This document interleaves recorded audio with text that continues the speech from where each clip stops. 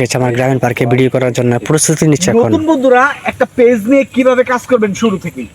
তো যাই হোক, নতুন বন্ধুরা যারা বর্তমানে কন্টেন্ট ক্রিয়েশনে আসতেছেন, মানে আসার মনস্তাপ করতেছেন যে আমিও ভিডিও বানাবো, ফেসবুক থেকে আমিও টাকা ইনকাম করব, তাহলে সেই ক্ষেত্রে আমি এই কথাটা বলি।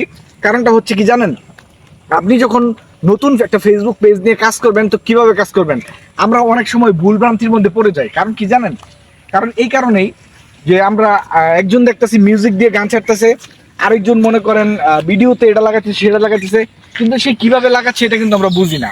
তো সেক্ষেত্রে আমি বলবো যে নতুন অবস্থায় প্রথম যখন আপনি একটা পেজ নিয়ে কাজ করবেন তখন চেষ্টা করবেন প্রিয় বন্ধুরা স্মুথলি ভাবে কাজ করার জন্য। যেমন প্রথম যে বিষয়টা মানতে হবে সেটা হচ্ছে আপনাকে ফেসবুকের যে নিয়ম কারণ গাইডলাইন এটা মানতে হবে।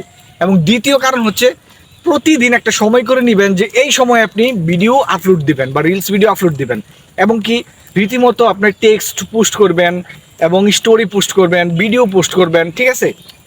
আপনি যদি পর্যায়ক্রমে আপনার অরিজিনাল কন্টেন্ট দিয়ে এভাবে মানে রাখতে পারেন, ঠিক আছে, তাহলে দেখবেন এক সময় কিন্তু আপনার ভিডিওগুলো মোটামুটি আজকে ভালো একটা র্যাঙ্কিংয়ে চলে যাবে। হ্যাঁ, কারণ কি নতুন বন্ধু যারা আছে তারা কিন্তু এই বিষয়টা অনেক সময় বুঝে না, ঠিক আছে।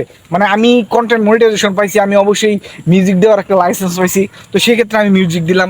এখন আপনি যদি নতুন শুরুতে এসে আমার ভিডিও দেখে যদি আপনিও লাইসেন্স না পেয়ে যদি মনে করেন আপনি শুরু করে দেন ভিডিও করা এভাবে, তাহলে কিন্তু হবে না, ঠিক আছে। আর তাহলে কিন্তু বড় ধরনের প্রবলেমে পড়ে যাবেন। এর জন্য চেষ্টা করবেন সবসময় যে নতুন অবস্থায় একটা পেজ কিভাবে চালানো লাগে।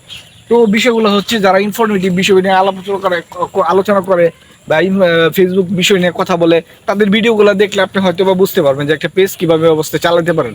তবে সবচেয়ে বড় বিষয় হচ্ছে কি আপনাকে ধৈর্য রাখতে হবে। আপনি একদিন 2 দিন বা 5 দিন ভিডিও ছাড়লেন তাহলে কিন্তু মনিটাইজেশন আপনাকে দিবে না। এখানে ফেসবুককে আপনার